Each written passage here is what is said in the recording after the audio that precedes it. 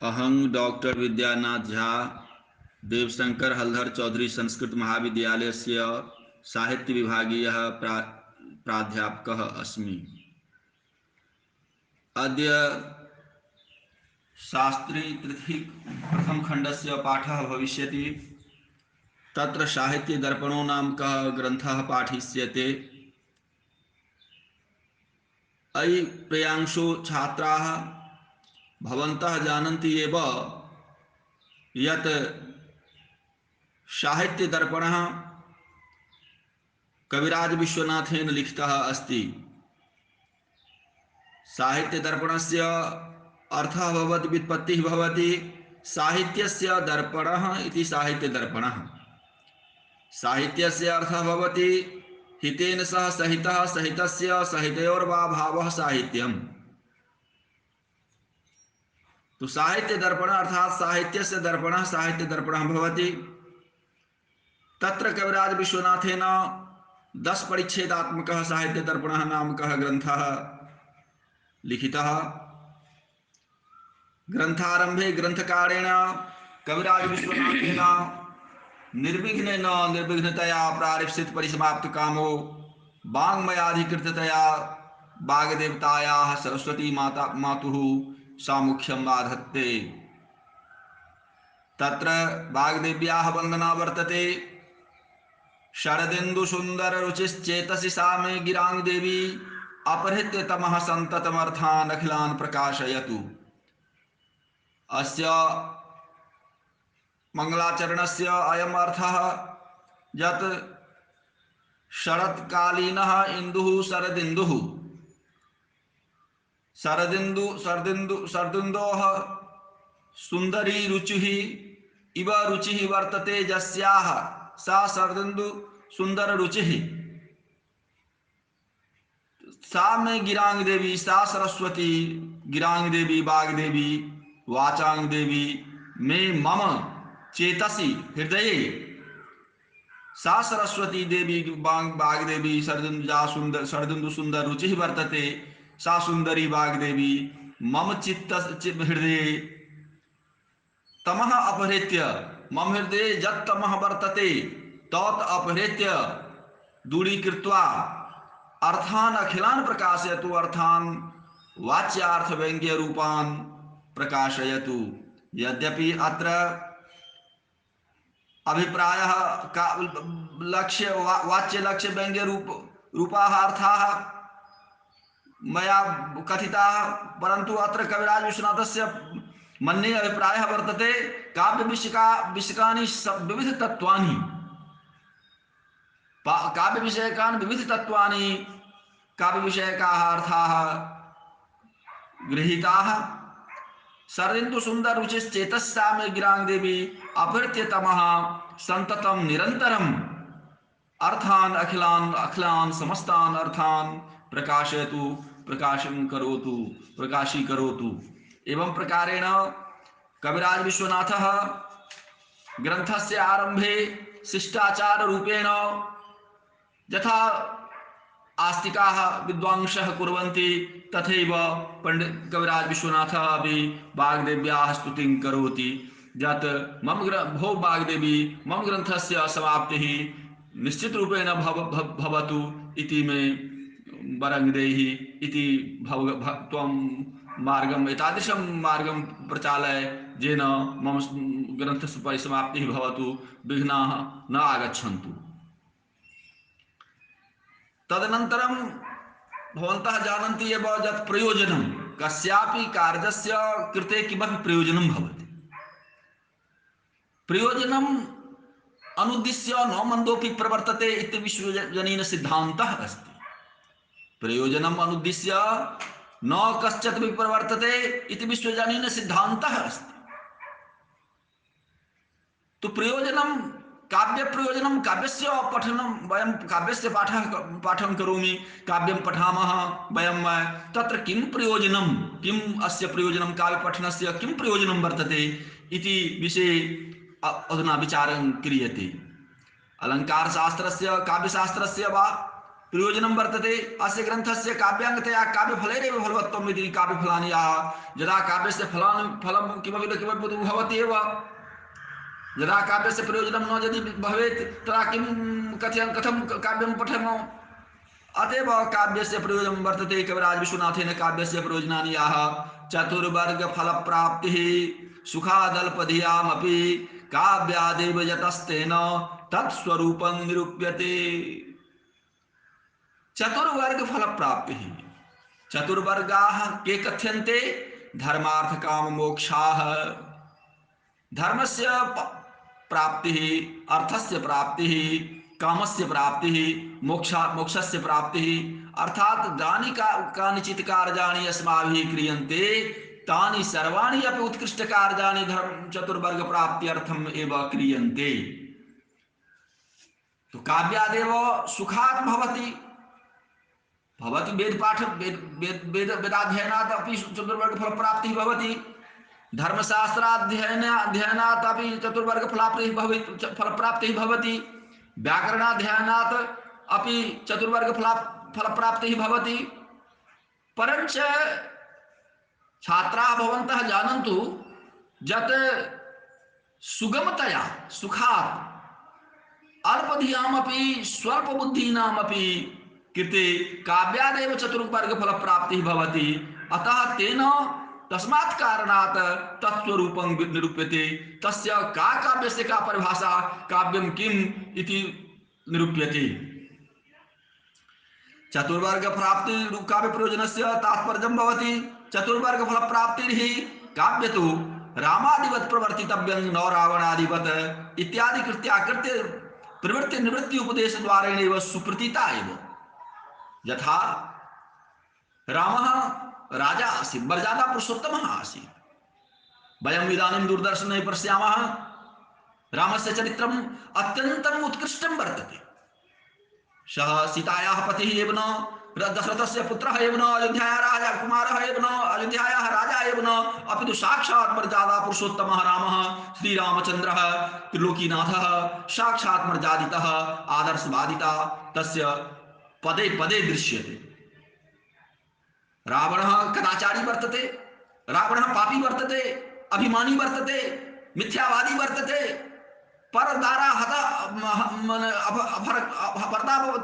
दारापहृता वर्तते अतः रावणस्य आचरणं न युक्तियुक्तं प्रतिभाति रावणः महान् पण्डितः अस्ति परञ्च तस्य आचरणं न सुयोग्यं न आचरणं न पवित्रं वर्तते अतएव रावणः अहंकारी रावणः मूर्खः रावणस्य अनुसरणं वयं न कुर्याम अपि तु रामस्य अनुसरणं वयं कुर्याम इत्यादि लाभाय इत्यादि पठनाय यत् रामादिवत् प्रवर्तितव्यम् अस्माभिः न रावणादिवत् प्रवर्तितव्यम् इति हेतवे वयं काव्यं पठामः काव्यादेव इति ज्ञानं भवति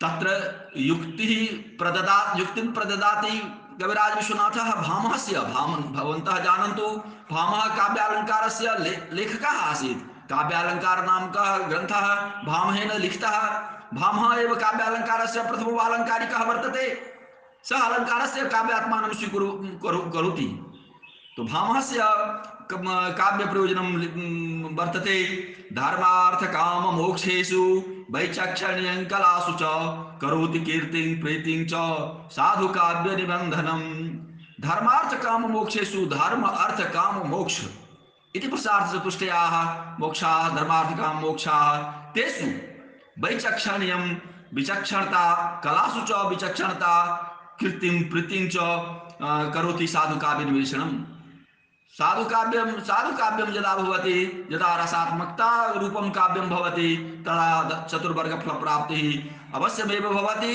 चतुर्वर्ग प्राप्तिः सरल सुखद साधनं वर्तते काव्यस्य अध्ययनादेव चतुर्वर्ग फल प्राप्तिः सरलतया सुगमतया भवति इति ग्रन्थकारस्य अभिप्रायः वर्तते किंच काव्याधर्म प्राप्तिः धर्म प्राप्तिः भवति काव्यादेव भगवन् नारायण चरणाबिन्दस्तवादिना यथा न मंत्रं नो यन्त्रं तदपि च न जाने स्तुतिमहो अधर महो अधरं मधुरं वदनं मधुरं मधुराधिपतेरधिकं मधुरम्। एवं प्रकारेण काव्याधर्म प्राप्तिः भवति भगवन्नारायण चरणारविन्दस्तवादिना। करारविन्देन पदारविन्दं मुखारविन्दे विनिवेशयन्तं वटस्य पत्रस्य पुटे शयानं बालं मुकुन्दं मनसा स्मरामि। तु एकः शब्दः व्याकरण महाभाष्ये पतंजलि महाभाष्यकारः पतंजलि लिखितवान्। एकः शब्दः सुप्रयुक्तः सम्यक् ज्ञातः स्वर्गे लोके च कामधुग् भवति। एकः शब्दः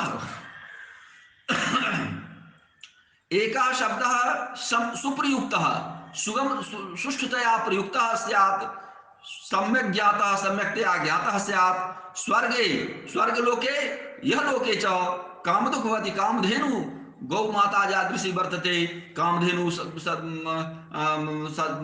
धेनु सदृशी फलदायिनी सा भवति। फलदायक कामधेनु समः फलदायकः सः शब्दः भवति इति पतंजलिकारः कथितवान् लिखितवान् महाभाष्ये।